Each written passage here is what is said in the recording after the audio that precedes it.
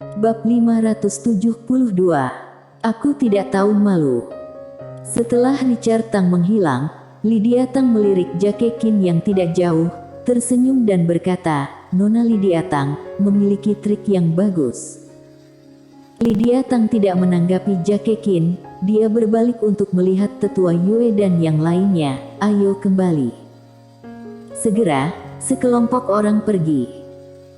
Setelah Lydia Tang dan yang lainnya pergi, Jackie Kin memandang lelaki tua berjubah hitam itu. "Apakah kamu ingin berdiskusi?" Pria tua berjubah hitam itu menggelengkan kepalanya. "Tidak ada yang perlu dibicarakan."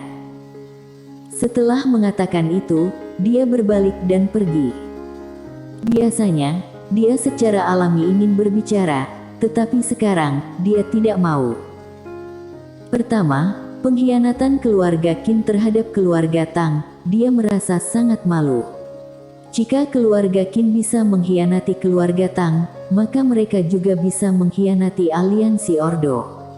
Kedua, keluarga Qin jelas menarget aliansi Ordo untuk mengambil alih. Begitu aliansi Ordo mengambil alih keluarga Qin, keluarga Tang pasti akan membalas dendam dengan segala cara demi reputasi. Meskipun aliansi Ordo tidak takut, keluarga Qin tidak layak untuk aliansi Ordo. Dan jika aliansi Ordo tidak peduli, mereka dapat menuai keuntungan, karena keluarga Tang kemungkinan besar tidak akan melepaskan keluarga Qin. Meskipun keluarga Qin tidak sebagus keluarga Tang, mereka tidak terlalu lemah. Jika kedua keluarga bisa bertarung sampai mati, itu akan bagus. Apalagi tugas saat ini adalah menemukan Mileye terlebih dahulu, dia tidak ingin diseret ke dalam air oleh keluarga Qin. Setelah lelaki tua berjubah hitam dan yang lainnya pergi, di lapangan, Jackie Qin tanpa ekspresi, tidak tahu apa yang sedang dipikirkan. Setelah beberapa saat, dia hendak pergi, dan pada saat ini, sesosok tiba-tiba muncul tidak jauh di depannya. Sosok itu seperti bayangan, dan dia tidak bisa melihat wajah aslinya. Jackie Qin menyipitkan matanya sedikit, dan mengepalkan tangan kanannya perlahan. Sosok itu tersenyum dan berkata, "Sepertinya keluarga Qin berada dalam situasi yang sangat buruk." Jackie Qin menatap langsung ke pria misterius itu. "Siapa kamu?" Pria misterius itu berbisik, "Orang yang bisa menyelamatkan keluarga Qin." Jackie Qin terkekeh, "Dirimu." Setelah itu, dia melambaikan lengan bajunya, ruang hampa di depannya bergetar untuk sementara waktu, dan setelah beberapa saat, sebuah bayangan tiba-tiba muncul di depannya. Wajah Jackie Qin sedikit berubah, dan dia meninju. Ledakan. Jackie Qin mundur dengan keras lagi dan lagi, sejauh ratusan meter. Pada saat ini, ekspresi Jackie Qin menjadi serius. Pria misterius itu berkata dengan lembut, "Apakah kamu sudah percaya?"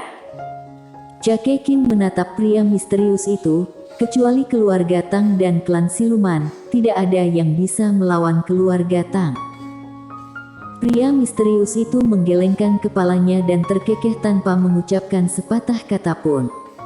Dengan lambaian telapak tangannya, sehelai kain emas tiba-tiba muncul di depan Jackie Qin. Ketika dia melihat kain emas itu, ekspresi wajah Jackie Qin seketika berubah menjadi pucat dan berkata, "Kamu." 1 juta mil kota Ordo di dunia gurun timur adalah laut yang disebut Laut Mitian. Laut ini tidak terbatas dan berisi pulau-pulau yang tak terhitung jumlahnya. Karena energi spiritual di wilayah laut ini tipis, dan tidak ada jalur spiritual dan harta surgawi yang berharga, oleh karena itu aliansi Ordo tidak pernah mengirim siapapun untuk mengelola tempat ini, dan tidak ada gunanya membuang tenaga. Dan di sini, hanya sedikit orang yang datang ke sini, karena meskipun ada banyak pulau di sini, nilainya kecil. Berdiri di tepi pantai, Mileye memandangi laut yang luas di kejauhan dan berkata dengan lembut, "Apakah aturan Tao di sini?" Pada saat ini, menara penjara alam muncul di depannya, bergoyang sebentar, seolah ingin mengungkapkan sesuatu. Sudut mulut Mileye berkedut sedikit, dan dia berkata dengan cepat, "Lindsay, apa yang dibicarakan?" Lindsay muncul di depan Mileye, dia melirik menara kecil, dan berkata, "Apa yang dikatakan, bahwa tahu." Mileye memiliki garis hitam di seluruh wajahnya dan berkata dengan marah, "Aturan tahu." Lindsay buru-buru berkata, "Aturan tahu. Dikatakan bahwa aturan tahu sedang bersembunyi." Bersembunyi. Mileye tertegun, lalu menatap menara penjara alam. "Kamu adalah tuan mereka, kamu bisa menyuruh mereka untuk keluar." Mendengar kata-kata Mileye, menara penjara alam tampak sedikit bersemangat dan mulai melompat ke kiri dan ke kanan, dan ketika mulai melompat-lompat, ruang hampa justru mulai berputar aneh. Kelopak mata Mileye berkedut dan dia berkata dengan cepat, "Ini, apa yang sedang dia lakukan?" Lindsay berkedip, dia sedang marah. Mileye bingung, untuk apa marah? Lindsay berkata, "Dikatakan bahwa setelah aturan tahu itu kabur, mereka tidak mau kembali. Mereka semua berkhianat." Ekspresi Mileye tampak aneh. Dia tahu bahwa beberapa aturan tahu sangat kuat, seperti Jasmine, pihak lain telah berubah menjadi bentuk manusia, dan pihak lain tidak mau kembali. Jelas sekali. Aturan tahu tingkat tinggi lainnya harus memiliki arti yang sama. Berhasil untuk melarikan diri, siapa yang ingin kembali? Pada saat ini, menara penjara alam mulai melompat lagi. Lindsay memandangi menara penjara alam cukup lama, lalu menatap Mileye, dan berkata dengan sangat serius, "Dikatakan bahwa lantai ke-6 sudah terlalu lama di dalam. Kamu harus memindahkannya."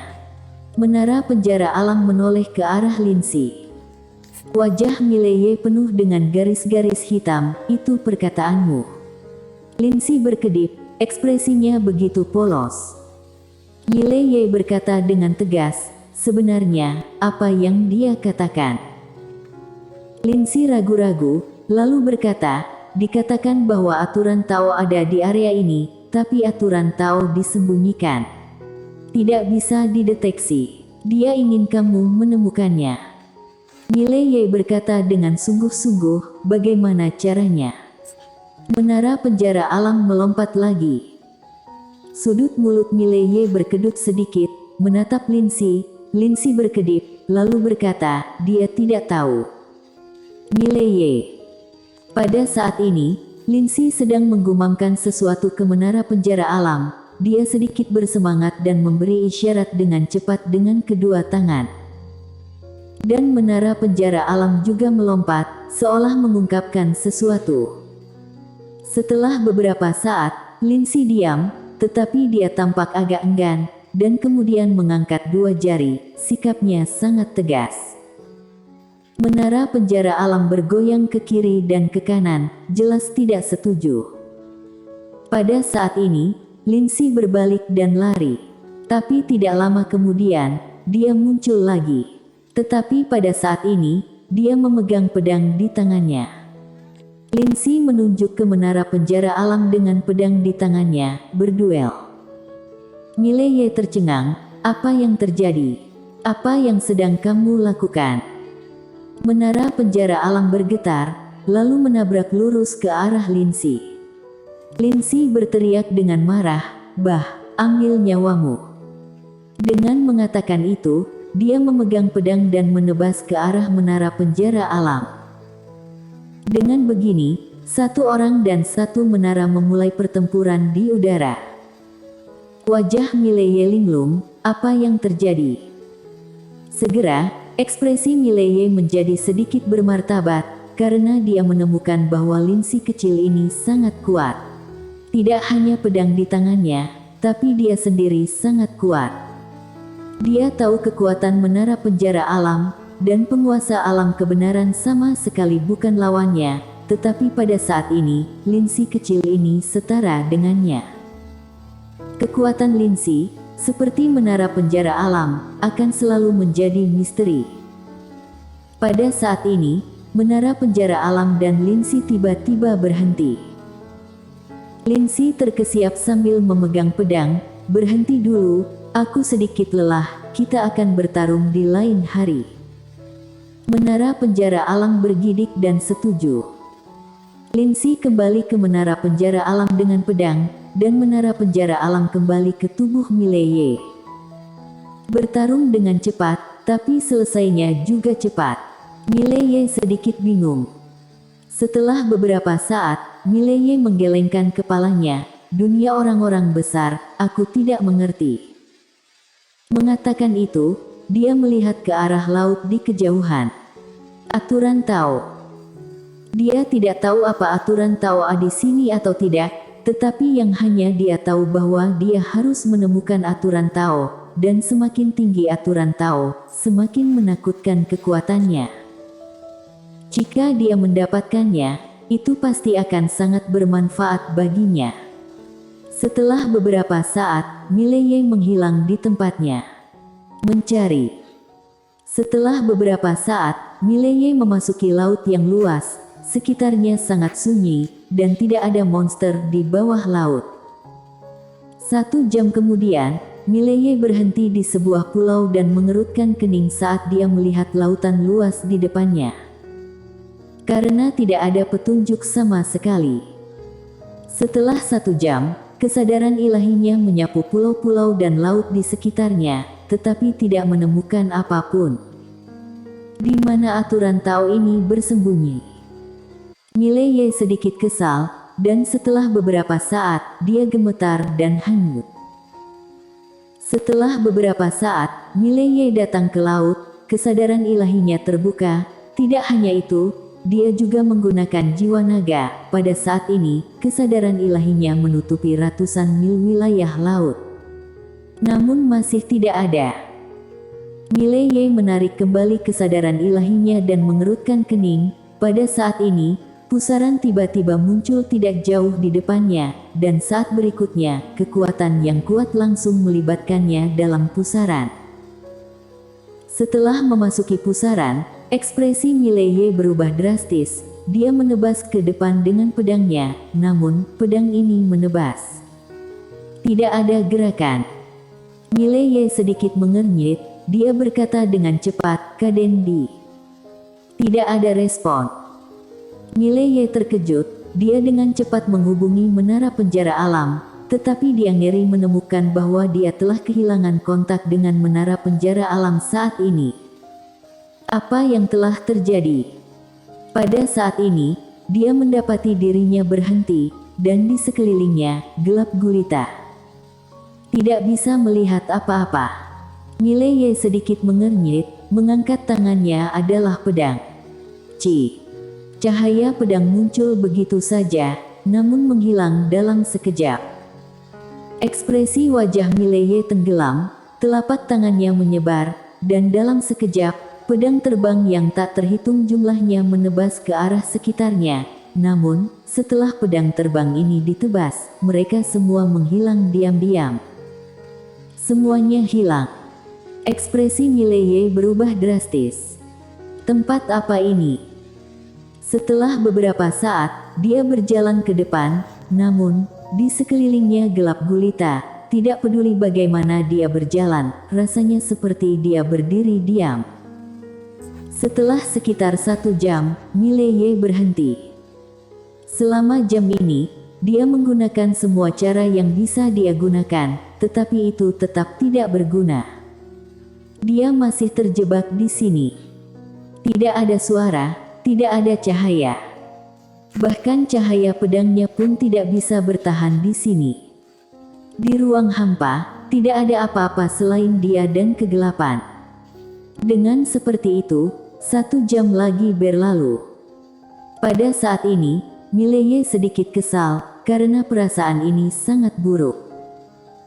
Setelah waktu yang tidak diketahui, Mileye tiba-tiba berdiri, dan dia menebas di depannya dengan pedang di tangan. Namun, sekelilingnya masih gelap dan tidak ada gerakan sama sekali.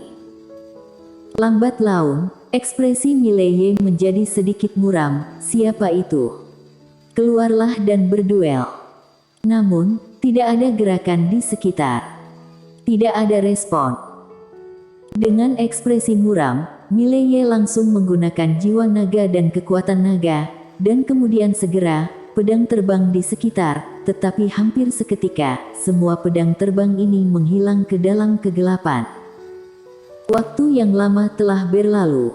Pada saat ini, dia tidak memiliki konsep saat ini. Karena dia tidak tahu sudah berapa lama sejak dia masuk.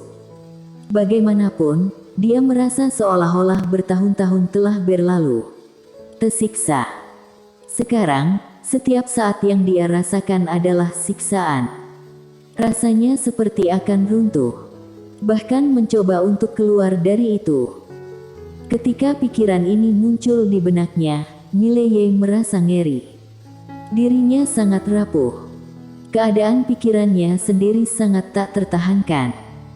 Ketika menghadapi kesulitan, dia bahkan berpikir untuk menyerah. Dirinya juga marah karena kegagalan, dan kemarahan adalah kinerja ketidakmampuan. Dirinya adalah seorang kultivator pedang dan seorang kecemerlangan hati pedang, tapi saat ini keadaannya tidak labil. Setelah waktu yang lama, Mileye menyadari bahwa dia memiliki banyak kekurangan, tetapi kekurangan ini tidak tercermin ketika dia tidak mengalami kesulitan. Sifat manusia. Seringkali, kekurangan dan sisi jahat seseorang disembunyikan dengan baik, tetapi selama ada sedikit peluang, mereka akan terungkap sepenuhnya. Karena itu, seperti kata pepatah, sifat manusia tidak dapat bertahan dalam ujian dan pengawasan. Namun, sebagai seorang kultivator pedang, seseorang harus melihat langsung ke dalam hati sendiri, sisi terburuk dan paling jahat dari diri sendiri. Apa kecemerlangan hati pedang yang sebenarnya? Lihatlah langsung ke dalam hatimu, kenali hatimu, dan ikuti kata hatimu. Jangan melarikan diri.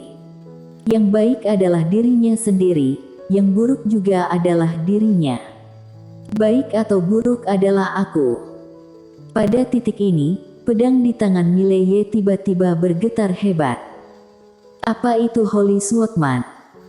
Mileye berkata dengan lembut, dari biasa ke abadi, dari abadi ke bijak, dan untuk menjadi bijak, kenali dulu dirimu sendiri. Ya, aku, Mileye, punya banyak kekurangan. Aku, Mileye, tidak tahu malu. Ketika melihat wanita cantik, aku akan memiliki pikiran yang jorok. Benar, aku adalah orang yang tidak tahu malu. Bersenandung. Terdengar suara pedang Tao tiba-tiba dalam kegelapan ini. Bersambung.